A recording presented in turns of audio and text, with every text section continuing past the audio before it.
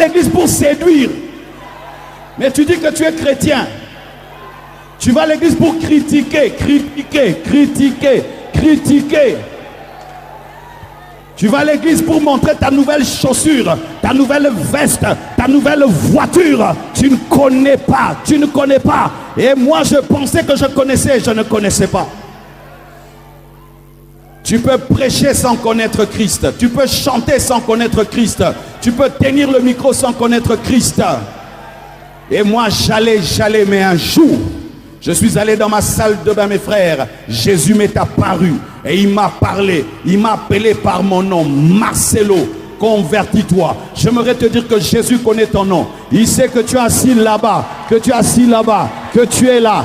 Jésus est là et il te connaît. Et je prie qu'il se révèle à toi. Je prie qu'il se révèle à toi. Je prie que quelque chose se passe dans ton esprit aujourd'hui. Que le voile soit déchiré. Et que ta cécité spirituelle soit déchirée. Et que tu le connaisses.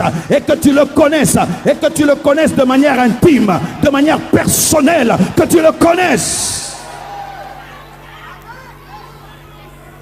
Par révélation, tu peux déduire donc Jésus sait, tu ne le connais pas. C'est un mystère. C'est pourquoi des fois, nous sommes étonnés. Mais comment ce frère vient à l'église mais fait telle chose? Frère, ce n'est pas parce que tu es assis à côté de quelqu'un que vous avez la même dimension. Vous êtes à côté physiquement mais spirituellement, il y a un grand écart. C'est pourquoi ne fais jamais quelque chose parce que quelqu'un prie, il le fait. Peut-être qu'il prie dans l'aveuglement, il prie dans l'ignorance, il prie dans l'incrédulité. Mais toi, tu as compris. Tu peux te convertir aujourd'hui et tu connais Jésus plus que moi.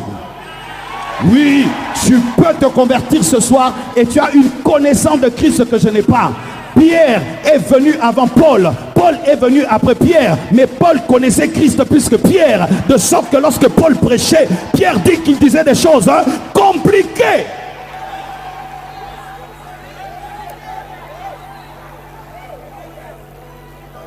Je peux venir aujourd'hui pour la première fois à Yaoundé. Je vois ce que toi tu ne vois pas à Yaoundé alors que tu es né à Yaoundé, n'est-ce pas?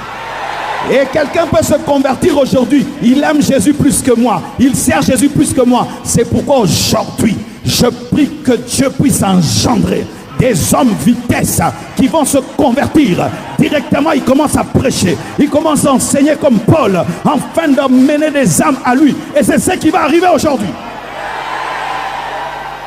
La Bible dit rachetez les temps. Mes frères, Dieu est pressé. Jésus revient bientôt. Tu vas connaître et tu vas être envoyé. Tu vas connaître et tu vas être envoyé. Tu auras la révélation et tu auras le mandat. Paul, c'est ce qui lui est arrivé. Paul, c'est ce qui lui est arrivé. Nous, des fois, nous prenons. Tu t'es converti aujourd'hui après 10 ans. On reconnaît que tu as l'appel. Converti et appelé. C'est Dieu. Converti, appelé. Si quelqu'un devient sorcier aujourd'hui même il va manger quelqu'un. Mais le chrétien s'est converti aujourd'hui, il va convertir les âmes dans 20 ans. Non frère, tu te convertis aujourd'hui. Quand tu rentres à la maison, tu prêches ce que tu as entendu. Tu prêches Jésus. Tu imposes les mains aux malades. Et les malades seront guéris. Et demain tu vas venir avec 10 personnes. Oui, demain tu viendras avec 10 personnes. Je te dis, demain tu viendras avec 10 personnes. Christ, c'est un mystère. Tu peux parler de Jésus-Christ de manière intellectuelle, mais tu ne le connais pas. Tu peux même expliquer Jésus de manière intellectuelle, tu ne le connais pas.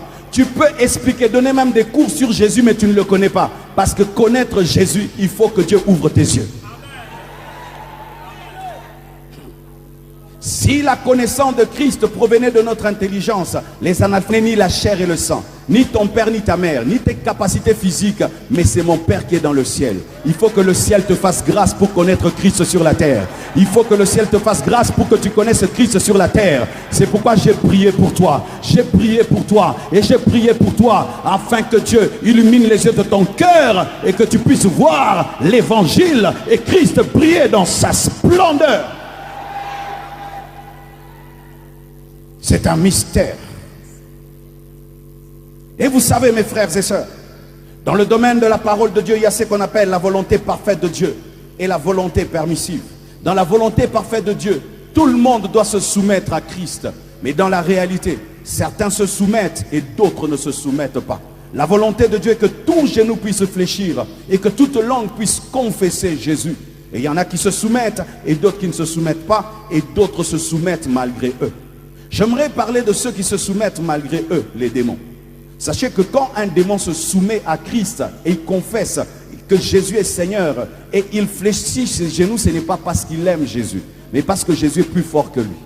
Et il y a des hommes aussi qui sont comme des démons. Des hommes démons, entre guillemets, mais t'es pas démon. C'est-à-dire ce sont des gens qui n'aiment pas Jésus. Mais il est tellement attaqué par la magie, par la sorcellerie, il n'a pas le choix. Il vient vers Jésus. Mais si seulement Jésus, pas que tu aimes Jésus, tu as trop de problèmes, tu as des difficultés. C'est pourquoi tu es venu vers Jésus comme un féticheur. Jésus n'est pas un féticheur. Jésus, c'est un père. Tu dois l'aimer d'abord avant d'avoir ce qui est à lui. Donne-moi la main, je vais te parler. Celui qui n'aime pas Jésus, mais qui vient pour recevoir la guérison de Jésus, va rentrer dans le monde après la guérison. Mais sache ceci, que Dieu ne veut pas d'abord ta guérison, il veut ton cœur. Il veut d'abord ton cœur. Il veut ton cœur. Je ne suis pas venu ici comme un féticheur. Je suis venu comme un ambassadeur pour te réconcilier avec le gouvernement céleste. C'est alors que tu vas bénéficier du gouvernement céleste. Arrêtez de chercher à la fois Jésus et les fétiches. Arrêtez de chercher à la fois Jésus et les crânes. On me dit ici, vous priez des fois les crânes, des fois vous priez Jésus. Des fois vous priez les crânes, vous priez Jésus. Vous ne le connaissez pas. Vous êtes des païens. Vous êtes des païens. Vous êtes des païens. Des païens qui prient. Des païens qui vont à l'église. Comment tu peux prier Jésus et avoir un crâne chez toi à la maison? Comment tu ne l'aimes pas, mais tu as besoin de lui? Jésus et les fétiches. Jusqu'à quand vous clocherez entre Jésus et votre coutume maléfique? Jusqu'à quand vous devez choisir? Cameroun, tu dois choisir. Tu dois choisir entre Jésus et la culture démoniaque. Vous devez choisir. Dieu en a assez. Dieu en a assez. Des chrétiens avec des fétiches. Des chrétiens avec des fétiches. Dieu en a assez.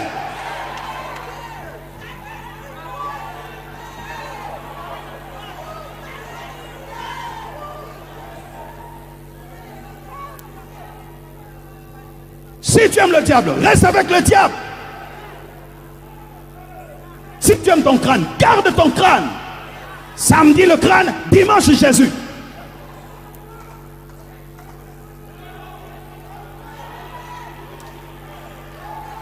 Vous voulez quoi? Vous voulez un Jésus à votre culture, à votre mélange? Vous pensez que Jésus changera sa parole pour vous faire plaisir et honorer votre culture? Dieu n'a que faire d'une culture démoniaque et satanique. Il n'en a que faire. Et tu dis que tu es chrétien. Quel genre de chrétien tu es? Quel genre de chrétien tu es? Quel genre de chrétien tu es? Tu crois plus aux paroles de tes parents qu'à la parole de Dieu? Tu crois plus à la coutume de tes grands-pères qu'à la parole de Dieu? Quel genre de chrétien tu es?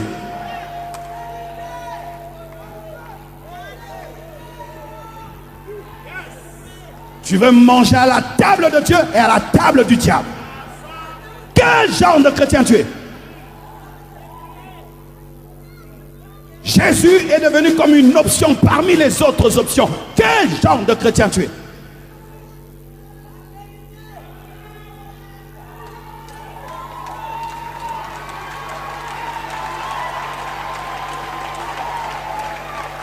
Si c'est ça, votre manière de prier, vous serez toujours sous la malédiction. Si c'est ça, votre manière de chercher Dieu, vous serez toujours sous la malédiction. Si c'est ça, votre manière d'honorer Jésus, vous serez toujours sous la malédiction.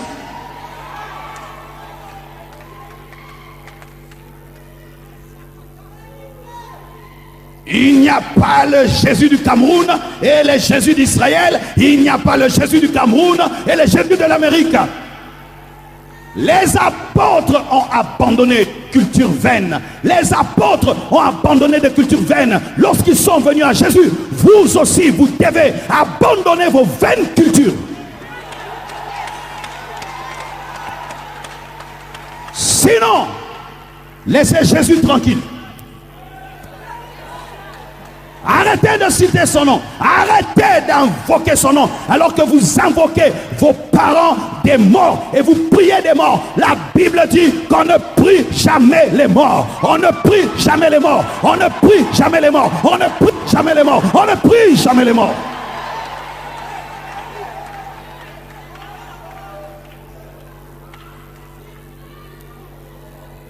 Vous priez les morts et vous allez à l'église. Vous priez les morts et vous jeûnez. Faites des veillées, des offrandes. Dieu n'a que faire de tes dîmes et tes offrandes. Toi qui invoques les morts, garde tes offrandes, garde tes dîmes. Même aujourd'hui, ne donne pas. Ne donne pas. Garde ton offrande, garde ta dîme. Tu invoques les morts, tu pries les morts et tu donnes les offrandes. Tu veux escroquer, corrompre Dieu. Tu veux corrompre Dieu. Tes affaires sont tenues par quoi? Réponds. Ton foyer est tenu par quoi? Réponds. Quelle est la force qui est derrière tes affaires? Quelle est la force qui est derrière ton couple? Quelle est la force qui est derrière tes études? Quelle est la force qui est derrière ton succès? Est-ce que c'est Jésus? Tu pratiques les choses des ténèbres. Tu as l'argent et puis tu viens soutenir l'église. Garde ça pour toi. Garde ça pour toi.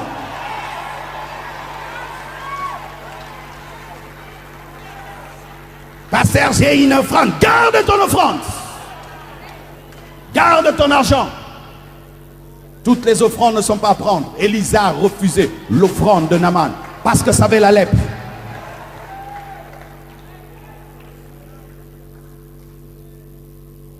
La suprématie de Christ, c'est le règne absolu de Jésus. Il y a un nom de Dieu qu'on ne cite pas souvent. L'Éternel Baka, c'est-à-dire le Dieu jaloux. Dieu est jaloux. Tu vois les maris jaloux comment? Moi je suis très jaloux. Si seulement tu t'approches de ma femme, je vais prier. Tu vas avoir l'œil, l'hernie de l'œil. L'hernie de l'œil. L'hernie à l'œil. Et on va voir comment on va t'opérer l'hernie de l'œil. Je vais t'apparaître la nuit, je serai impuissant. Mais Jésus est plus jaloux que Marcelo. Jésus est plus jaloux. Jésus ne peut pas te partager avec le diable. Il ne peut pas te partager avec les démons. Il ne peut pas te partager avec le monde. Il ne peut pas te partager avec le péché. Il ne peut pas te partager. C'est un mari jaloux. Vous tous qui allez croire en Jésus aujourd'hui, j'aimerais vous dire la vérité. Je ne suis pas venu te présenter un Dieu qui bénit seulement. Je suis venu te présenter un Dieu jaloux. Quand tu l'épouses, fini les chéris. Fini le monde. Fini le péché. Fini les choses vaines. Quand tu l'épouses, c'est un mari très très jaloux. Qui ne partage sa gloire avec personne. Qui ne partage sa femme avec personne. Avec personne de personne et de personne. Même pas avec ses serviteurs. Il ne partage pas sa femme même avec ses serviteurs.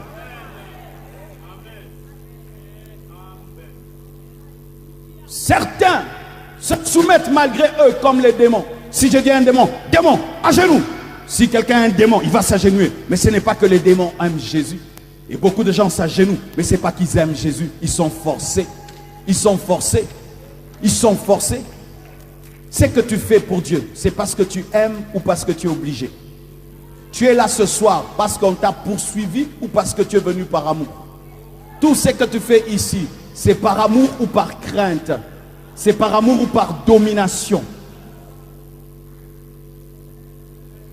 Et il y a d'autres, eux clairement, ils se sont opposés à Jésus. Opposés. Quand j'étais païen, mes frères, je refusais même de m'agenouiller à l'église. On peut dire agenouillez-vous. Je dis Dieu, ce pasteur-là n'a pas vu que j'ai un habit blanc. Il veut tacher mon beau pantalon blanc. Ah, il est jaloux de moi. Regarde son mauvais pantalon là. Il est contre mon beau pantalon. Pasteur, agenouille-toi. Moi, je ne m'agenouille pas. Ah oui, j'étais vraiment un vrai païen, mes frères. Très orgueilleux. Et toute l'église pouvait s'agenouiller. Moi, je ne m'agenouille pas. Je vous regarde comme ça. Mais il y a certains, ils sont comme ça. De soumettre à Dieu est une humiliation. Tu es tellement orgueilleux. Et même orgueilleux de quoi? Tu n'es même pas un milliardaire. Tu n'as même pas laissé une Mercedes dehors. Tu es venu à pied, mais tu es orgueilleux. Tu n'es pas très intelligent, tu n'es pas milliardaire, mais tu es orgueilleux. Vraiment, tu es orgueilleux de quoi? Regarde ton voisin, tu es orgueilleux de quoi? Dis-nous un peu, tu es orgueilleux de quoi? Doctorat. On m'a dit, vous étudiez beaucoup. Quand je voyage, les Camerounais étudient tout le temps. Ils ont 2 doctorats, ils ont 3 doctorats. C'est bien d'étudier, mais après avoir étudié, il faut travailler. Hein? Doctorat, doctorat, doctorat, doctorat. Hein? Des fois, il faut arrêter d'étudier, venez arranger votre pays. Ah! Des fois, il faut arrêter d'étudier, venez arranger votre pays. Doctorat, doctorat, théorie, théorie, le pays meurt. Le pays meurt, théorie, doctorat, doctorat. Oh, ah! Travaillez aussi, arrangez votre pays.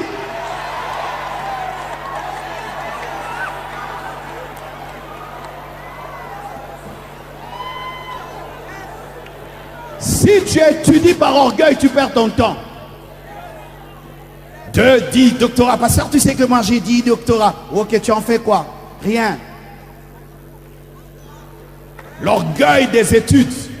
Tu es orgueilleux, pourquoi? Parce que tu as étudié. Et cette intelligence que tu as, ces diplômes, t'empêche de t'humilier devant Dieu. Quand on te dit de croire en Jésus-Christ, tu dis, vis mon niveau intellectuel, je ne peux pas. Frère, même si tu as 10 diplômes, tu ne connais pas tout. Est-ce que tu as un diplôme de physique, de chimie, d'atomes, des molécules? Tu as maîtrisé le soleil, tu as maîtrisé la lune, tu as maîtrisé les constellations, l'agronomie, l'agriculture. Même si tu as 3 doctorats, tu ne connais rien, tu es ignorant par rapport à tout ce que Dieu a fait. Sois humble, sois humble, sois humble, sois humble, sois humble, sois humble. Et même si tu es beau, des beaux aussi prient, comme nous là, je suis beau, je prie. Je suis beau. Même si je suis court, je suis beau, je suis très beau. Mais je prie, je suis beau, je prie. Il y a des gens, s'il est clair, ils ne prient pas. Vis ma peau, je suis clair, je prie, j'ai ma genou aussi. Je prie. Tu es orgueilleux pour rien.